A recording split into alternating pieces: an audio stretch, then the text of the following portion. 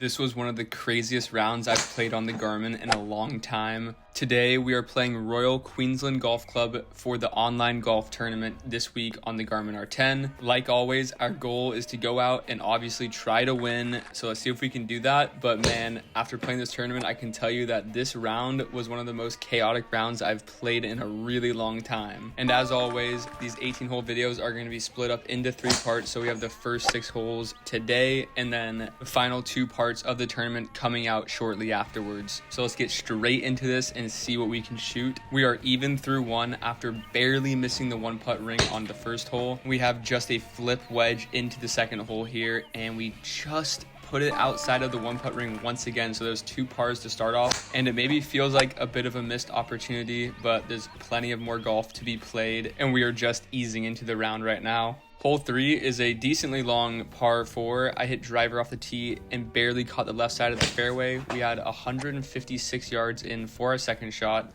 I hit 8-iron here and put it onto the right fringe, but safely in the 2-putt ring.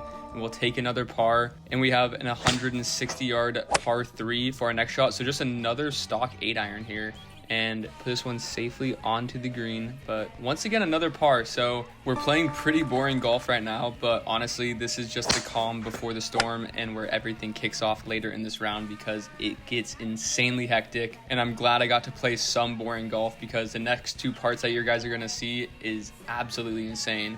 Anyways, hole 5 now, we have just a wedge in for our second shot on this par 4. And once again, I hit a pretty good wedge, but just missed the 1-putt ring, so that's another par, and we are on to the final hole of this part. And honestly, have played some pretty boring golf. I know I said this round is hectic, and I promise you it does, but let's finish off strong here and try to make a birdie. I hit 3-wood into the middle of the fairway because I didn't want to take on that water on the left side, and I had just a short iron in hand here.